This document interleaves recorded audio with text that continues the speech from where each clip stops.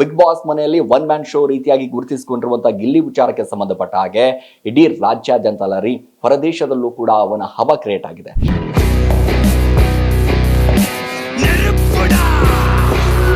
ಇಲ್ಲಿಯ ಒಂದಿಷ್ಟು ಆತ್ಮೀಯ ಗೆಳೆಯರು ಅವ್ರಿಗೋಸ್ಕರ ಸಿಕ್ಕಾಪಟ್ಟೆ ಸಾಂಗ್ ಅನ್ನ ಮಾಡ್ತಾ ಇದ್ದಾರೆ. ಅದ್ರ ಜೊತೆಗೆ ಎಲ್ಲಾ ಕಡೆಯೂ ಕೂಡ ಅದ್ಭುತವಾಗಿ ಪ್ರಚಾರವನ್ನ ಮಾಡ್ತಾ ಇದ್ದಾರೆ. ಯಾವ ರೀತಿಯಾಗಿ ಗಿಲ್ಲಿ ಗೆದ್ದು ಬರಬೇಕು ಅನ್ನುವಂತ ಆ ಪ್ರೀತಿ ವಿಶ್ವಾಸವನ್ನ ಜನರು ಕೂಡ ಒಂದಿಷ್ಟು ತೋರಿಸುವಂತ ಕೆಲಸ ಮಾಡ್ತಾ ಇದ್ದಾರೆ.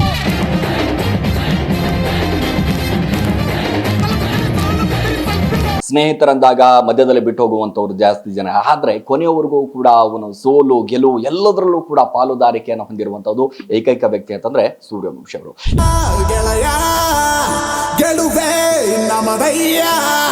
ಗೆಳೆಯ ಗೆಲ್ಬೇಕು ಅನ್ನೋದಕ್ಕಿಂತ ಹೆಚ್ಚಾಗಿ ನಾನು ಅವ್ನ ಬ್ಯಾಕ್ ಪನ್ನಾಗಿ ಇಲ್ಲಿವರೆಗೂ ಸಪೋರ್ಟ್ ಆಗಿ ನಿಂತಿದ್ದೀನಿ, ಮುಂದೆ ನಿಂತಿರ್ತೀನಿ.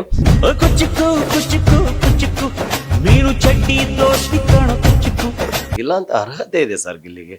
ಅಕಸ್ಮಾತ್ ಏನಾದ್ರು ಚೇಂಜಸ್ ಅವರಾದರೆ ಅದು ಗಿಲ್ಲಿಗೆ ಮಾಡಿದ ಮೋಸ ಅಲ್ಲ, ಅದು ಎಂಟರ್ ಕರ್ನಾಟಕ ಜನತೆಗೆ ಮಾಡೋ ಮೋಸ ಅದು ನಾನು ಅನ್ಕೊಂಡ್ರ ಪ್ರಕಾರ.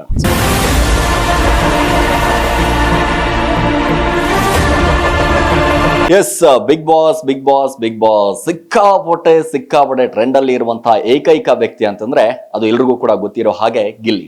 ಸೊ ಗಿಲ್ಲಿಯ ಒಂದಿಷ್ಟು ಆತ್ಮೀಯ ಗೆಳೆಯರು ಅವ್ರಿಗೋಸ್ಕರ ಸಿಕ್ಕಾಪಟ್ಟೆ ಸಾಂಗ್ ಅನ್ನ ಮಾಡ್ತಾ ಇದ್ದಾರೆ. ಅದ್ರ ಜೊತೆಗೆ ಎಲ್ಲಾ ಕಡೆಯೂ ಕೂಡ ಅದ್ಭುತವಾಗಿ ಪ್ರಚಾರವನ್ನ ಮಾಡ್ತಾ ಇದ್ದಾರೆ. ಯಾವ ರೀತಿಯಾಗಿ ಗಿಲ್ಲಿ ಗೆದ್ದು ಬರಬೇಕು ಅನ್ನುವಂತ ಆ ಪ್ರೀತಿ ವಿಶ್ವಾಸವನ್ನ ಜನರು ಕೂಡ ಒಂದಿಷ್ಟು ತೋರಿಸುವಂತ ಕೆಲಸ ಮಾಡ್ತಾ ಇದ್ದಾರೆ.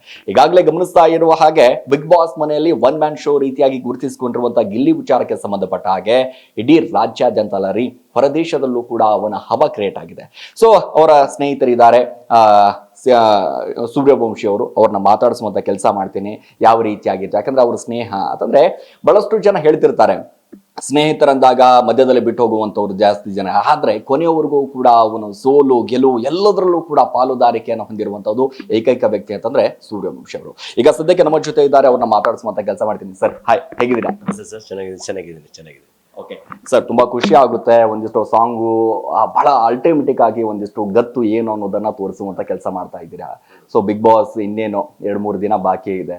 ಸೊ ಸಿಕ್ಕಾಪಟ್ಟೆ ಟ್ರೆಂಡ್ ಅಲ್ಲಿ ಇರುವಂತ ವ್ಯಕ್ತಿ, ಒಂದಿಷ್ಟು ಗೆದ್ದು ಬರಬೇಕು ಅನ್ನುವಂತ ಪ್ರೀತಿ ವಿಶ್ವಾಸ ಈಗ ಸಹಜವಾಗಿ ಕಾಣಿಸ್ತದೆ. ಏನ್ ಹೇಳ್ತೀರಾ? ಇಲ್ಲ, ಅದಕ್ಕೆ ಎಕ್ಸಾಂಪಲ್ ಜನಗಳ ಒಂದು ಮನಸ್ಥಿತಿನೂ ಹಂಗೆ ಐತೆ, ಮತ್ತೆ ಅವ್ರ ಆಶೆನೂ ಹಂಗೈತೆ. ಆಮೇಲೆ ಈ ಸಾಂಗ್ ಕೊಡ್ತಿರೋ ಪಿಚ್ಚಿ ಹಂಗೆ ಕೊಡ್ತಾ ಇದ್ದೀನಿ. ಸೊ ಬೇಬಿ ಇವತ್ತು ಸಾಯಂಕಾಲ ತಪ್ಪ ನಾಳೆ ಸಾಂಗ್ ರಿಲೀಸ್ ಆಗುತ್ತೆ. ಎಂಟರ್ ಕರ್ನಾಟಕ ಸೌಂಡ್ ಆಗುತ್ತೆ ಈ ಸಾಂಗು. ಅವ್ನು ಗೆಲ್ಬೇಕಷ್ಟೇ, ಯಾಕಂದ್ರೆ ಗಿಲ್ಲ ಅಂತ ಅರ್ಹತೆ ಇದೆ ಸರ್ ಗಿಲ್ಲಿಗೆ. ಅಕಸ್ಮಾತ್ ಏನಾದ್ರು ಚೇಂಜಸ್ ಅವರಾದರೆ ಅದು ಗಿಲ್ಲಿಗೆ ಮಾಡಿದ ಮೋಸ ಅಲ್ಲ, ಅದು ಎಂಟರ್ ಕರ್ನಾಟಕ ಜನತೆಗೆ ಮಾಡೋ ಮೋಸ ಅದು ನಾನು ಅನ್ಕೊಂಡ್ರ ಪ್ರಕಾರ. ಸೊ ಗೆಲ್ತಾನೆ. ಓಕೆ, ಈಗಾಗಲೇ ಕರ್ನಾಟಕ ಜನತೆ ಪ್ರಕಾರ ನೋಡ್ತಾ ಹೋದ್ರೆ, ವೋಟಿಂಗ್ ವಿಚಾರದಲ್ಲಿ ನೋಡ್ತಾ ಹೋದ್ರೆ ಆಲ್ಮೋಸ್ಟ್ ಗಿಲ್ಲಿ ಗೆದ್ದೋಗ್ಬಿಟ್ಟಿದ್ದಾರೆ. ಯಾಕಂದ್ರೆ ಜನರ ಪ್ರೀತಿ ಅಷ್ಟೊಂದು ವಿಶ್ವಾಸ ತೋರಿಸ್ತಾ ಇದ್ದಾರೆ. ಸೊ ಏನಾದ್ರೂ ಕೂಡ ಚೇಂಜಸ್ ಆದ್ರೂ ಕೂಡ ಹೇಳಕ್ ಆಗುದಿಲ್ಲ. ಬಿಗ್ ಬಾಸ್ ಯಾವ ರೀತಿ ಆದಂತ ವ್ಯಕ್ತಿತ್ವಗಳ ಆಟ ಅಂತಂದಾಗ ಸೊ ಒಂದು ವಿಶ್ವಾಸ ನಿಮಗೂ ಕೂಡ ಇದೆ, ಕರ್ನಾಟಕ ಜನತೆಯೂ ಕೂಡ ಇದೆ. ಸೊ ಏನ್ ಹೇಳ್ತೀರಾ ಇದ್ರ ಬಗ್ಗೆ? ಇಲ್ಲ, ಅದಕ್ಕೆ ಹೇಳ್ತಿರೋದು ನಾನು 100% ನಂಬಿಕೆ ಇದ್ದೀನಿ. ಕರ್ನಾಟಕ ಜನಕ್ಕೂ ನಂಬಿಕೆ ಇದೆ ಬಿಗ್ ಬಾಸ್ ಅಲ್ಲಿ ಗಿಲ್ಲಿನೇ ಗೆಲ್ಲಬೇಕು ಅಂತ. ಸೊ ನನ್ನ ಒಂದು ಗೆಳೆಯ ಗೆಲ್ಲಬೇಕು ಅನ್ನೋದಕ್ಕಿಂತ ಹೆಚ್ಚಾಗಿ ನಾನು ಅವ್ನ ಬ್ಯಾಕ್ ಪನ್ನಾಗಿ ಇಲ್ಲಿವರೆಗೂ ಸಪೋರ್ಟ್ ಆಗಿ ನಿಂತಿದ್ದೀನಿ, ಮುಂದೆ ನಿಂತಿರ್ತೀನಿ. ಬಟ್ ಈ ಸಾಂಗ್ ಅರ್ಪಣೆ ಮಾಡ್ತಿರೋದು ಅಷ್ಟೇ, ಅದಕ್ಕೆ ಮಾಡ್ತಿರೋದು. ಅವ್ನು ಮಳವಳ್ಳಿ ಮುತ್ತು ನೀ ಕನ್ನಡಿಗರ ಸೊತ್ತು ಅಂತ. ಸೊ ಕನ್ನಡಿಗರ ಸೊತ್ತೆ ಅವನು ಅಷ್ಟೊಂದು ಪ್ರೀತಿ ಕೊಟ್ಟಿದ್ದಾರೆ, ಅದಕ್ಕಿಂತ ಇನ್ನೊಂದಿಲ್ಲ. ಆಮೇಲೆ ಎಲ್ಲಕ್ಕಿಂತ ಹೆಚ್ಚಾಗಿ ನಾನು ಅನ್ಕೊಂಡಿದ್ದು ಬಿಗ್ ಬಾಸ್ ಗೆದ್ದಾಗ ಅಟ್ಲೀಸ್ಟ್ ಅಲ್ಲಿ ಬರೋ ಅಂತ ಒಂದು 50 lakh ಇದು ನಾವು ಯಾವತ್ತೂ ತಾಟಲ್ಲಿ ಇಟ್ಕೊಂಬಂದಿಲ್ಲ. ನಾವು ಮಾಡೋ ಕೆಲಸ ನಿಯತ್ತಾಗಿ ಮಾಡಬೇಕು, ಬೇರೆಯವ್ರಿಗೆ ಇಷ್ಟ ಆಗೋ ಥರ ಮಾಡಬೇಕು. 50 ಕೋಟಿ ಸಂಪಾದನೆ ಮಾಡೋ ಕೆಪಾಸಿಟಿ ಇದೆ ಸರ್ ಗಿಲ್ಲಿಗೆ. ಯಾಕಂದರೆ ಅದು ಎಲ್ಲ ನೋಡ್ಬಿಟ್ಟಿದೆ. ಇವತ್ತಿಗೂ ಏನಾದ್ರು ಬಿಗ್ ಬಾಸ್ ಸೀಸನ್ 12 ಏನಾದ್ರು ಎಂಟರ್ಟೈನ್ಮೆಂಟ್ ಕೊಟ್ಟ ಅಂತ ಅವ್ರನ್ನ ಮೊದಲನೇ ವ್ಯಕ್ತಿ ಗಿಲ್ಲಿ. ಎಸ್. ಹೋದ ಪಂಚಾಯತಿಯಲ್ಲಿ ಒಂದ್ ಕಡೆ ಬಹಳಷ್ಟು ಜನರಿಗೆ ಒಂದಿಷ್ಟು ಬೇಸರ ಆಯಿತು. ಅದು ಯಾಕಂದ್ರೆ ಇಡೀ ಸೀಸನ್ ನ ಒಂದಿಷ್ಟು ಕಿಚ್ಚನ ಚಪ್ಪಾಳೆ ಸಿಕ್ಕಂತ ಸಂದರ್ಭದಲ್ಲಿ ಧ್ರುವಂತವ್ರಿಗೆ ಇಲ್ಲ ಇದು ಗಿಲ್ಲಿಗೆ ಸಿಗ್ಬೇಕಾಗಿತ್ತು ಅನ್ನುವಂಥದ್ದು ಗಿಲ್ಲಿ ಅಭಿಮಾನಿಗಳಿಗೆ ಒಂದಿಷ್ಟು ಬೇಸರ ಆಯಿತು ಅನ್ನುವಂಥ ಒಂದು ಪ್ರಶ್ನೆ. ಆಮೇಲೆ ಇನ್ನೊಂದೇನಪ್ಪ ಅಂದ್ರೆ ಎಲ್ಲ ಚಪ್ಪಳೆನೂ ಗಿಲ್ಲಿಗೆ ಕೊಡಬೇಕು ಅಂತ ನನ್ನ ವಾದ ಅಲ್ಲ. ಯಾಕಂದ್ರೆ ಮನೆ ಒಳಗಡೆ ಅಷ್ಟು ಸದಸ್ಯರು ಇರ್ತಾರೆ. ಈಗ ಒಂದು ಫ್ಯಾಮಿಲಿ ತರ ಅಲ್ವಾ. ಈಗ ಫ್ಯಾಮಿಲಿಲಿ ಒಂದು ಮಕ್ಕಳನ್ನ ಬೇರೆ ತರ ನೋಡಿ ಇನ್ನು ಎಲ್ಲ ಮಕ್ಕಳು ಒಂದೇ ತರ ಅದು ಸ್ವಲ್ಪ ಆಗುತ್ತೆ.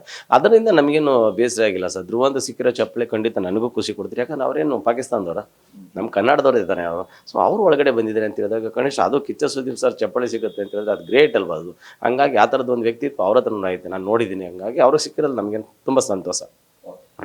ಈಗ ಆ ಗಿಲ್ಲಿ ಅವರ ಫ್ರೆಂಡ್ಶಿಪ್, ನಿಮ್ಮ ಫ್ರೆಂಡ್ಶಿಪ್ ಎಷ್ಟು ವರ್ಷಗಳಿಂದ ಒಂದು ಜರ್ನಿ ಆರಂಭ ಆಯಿತು, ಹೇಗೆ ಆರಂಭ ಆಯಿತು? ಯಾಕಂದ್ರೆ ಗಿಲ್ಲಿ ಅವರು ಹೇಗೆ ಪರಿಚಯ ಆದ್ರು ಅನ್ನುವಂಥದ್ದು ಬಹಳಷ್ಟು ಒಂದಿಷ್ಟು ಕುತೂಹಲ ಇರುತ್ತೆ. ಯಾಕಂದ್ರೆ ಫ್ರೆಂಡ್ಶಿಪ್ ಅಂತ ಅಂದಾಗ ಸಹಜವಾಗಿ ಯಾವುದೋ ಒಂದು ವಿಚಾರಕ್ಕೆ ಹುಟ್ಟುವಂತಹ ಸ್ನೇಹ ಎಲ್ಲಿಂದ ಆರಂಭ ಆಯಿತು ಅಂತ. ಇಲ್ಲ, ನಾವು ಅವಾಗೆಲ್ಲ ನಾನು ಲೋ ನವೀನ್ ಅಂತೇಳಿ ಒಂದು ಸ್ಕ್ರಿಪ್ಟ್ ಮಾಡೋಕೆ ಹೋಗಿದ್ದೆ, ನಮ್ಮ ನವೀನ್ ಸಜ್ಜು ಸರ್. ಆ ಸ್ಕ್ರಿಪ್ಟಲ್ಲಿ ನಾನು ಕೂತಿದ್ದೆ. ಹಾಗಾಗಿ ಕತೆ ಎಲ್ಲ ಮಳವಳ್ಳಿ ಸ್ಲ್ಯಾಂಗು ಮತ್ತು ಮಂಡ್ಯ ಸ್ಲ್ಯಾಂಗ್ ಇತ್ತು. ನಾನು ಮೈಸೂರು ಆಗಿದ್ದರಿಂದ ನಾನು ಸ್ವಲ್ಪ ಥಾಟಲ್ಲಿ ಇತ್ತು ಅಷ್ಟು ಬಿಟ್ರೆ ನಾನು ಅವರು ನವೀನ್ ಸರ್ ಕೇಳಿದೆ, ಸರ್ ಇದು ನಿಮ್ಮ ಕಡೆ ಮಂಡ್ಯ ಮಳವಳ್ಳಿ ಸ್ಲ್ಯಾಂಗ್ ಇದೆ, ಆ ಕಡೆಯವರು ಆದರೆ ಸ್ವಲ್ಪ ಗ್ರಿಪ್ ಇರುತ್ತೆ ಡೈಲಾಗ್ಗೆ ಅಂತ ಹೇಳ್ಬಿಟ್ಟು ನಾನೇನು ಮಾಡಿದೆ ಅವ್ರಿಗೆ ಕೇಳಿದೆ. ಹೌದಾ, ಒಂದು ಕೆಲಸ ಮಾಡೋಣ ಇರಿ ಅಂತ ಹೇಳ್ಬಿಟ್ಟು ಅವರು ಆಗ ಒಂದು ವೀಡಿಯೋ ತೋರಿಸಿದ್ರು ನನಗೆ, ನಿಮಗೆ ಗಿಲ್ಲಿ ನಟ ಗೊತ್ತಾ ಅಂತಂದರು. ಆಗ ವೀಡಿಯೋ ನೋಡಿದೆ, ಬಟ್ ಅವ್ನ ಹೆಸರು ಗೊತ್ತಿರಲಿಲ್ಲ. ಆಮೇಲೆ ವೀಡಿಯೋ ತೋರಿಸ್ಬಿಟ್ಟು ಗಿಲ್ಲಿ ನಟ ಅಂತ, ಓ ಸರ್ ಇದು ವೀಡಿಯೋ ನೋಡಿದ್ದೀನಿ ಅಂತ ಹೇಳ್ಬಿಟ್ಟು ಆಮೇಲೆ ಗಿಲ್ಲಿ ನಟ ಅವ್ರ ಫೋನ್ ನಂಬರ್ ತಗೊಂಡು ಅವರು ಸ್ಕ್ರಿಪ್ಟ್ ಕರೆಸಿದ್ರು. ಅವರ ಭೇಟಿ ಆಗಿದ್ದು ಲೋನವಿನ ಸಬ್ಜೆಕ್ಟಿಂದನೇ.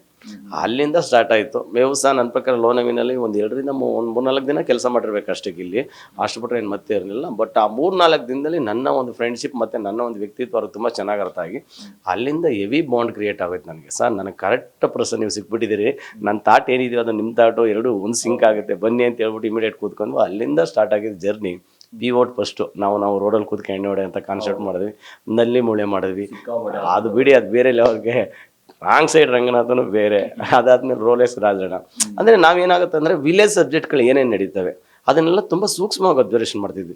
ಆಮೇಲೆ ಡೈಲಾಗ್ ಬರೀಬೇಕಾದಾಗಲೂ ಹಂಗೆ ನಾನು ಕೂತ್ಕೊಂಡು ಡೈಲಾಗ್ ಬರೀಬೇಕಾದಾಗ, ಸರ್ ಈ ಪಂಚಿಂಗ್ ಬಂದರೆ ನೋಡಿ ಇಲ್ಲಿ ಚೆನ್ನಾಗಿರುತ್ತೆ ಸರ್, ಹಿಂಗೆ ಚೆನ್ನಾಗಿರುತ್ತೆ ಅಂತ ಒಂದು ಸಿಚುವೇಶನ್ ನನಗೆ ನಾನು ತುಂಬ ಅವ್ನಿಗೆ ಇಷ್ಟ ಆಗೋ ಕಾರಣ ಅಥವಾ ನಂಗೆ ಅವ್ನು ಇಷ್ಟ ಆಗೋ ಕಾರಣ ಒಂದು ಸಿಚುವೇಶನ್ ನಡೀತು ಲೋನವಿನ ಸ್ಕ್ರಿಪ್ಟಲ್ಲಿ.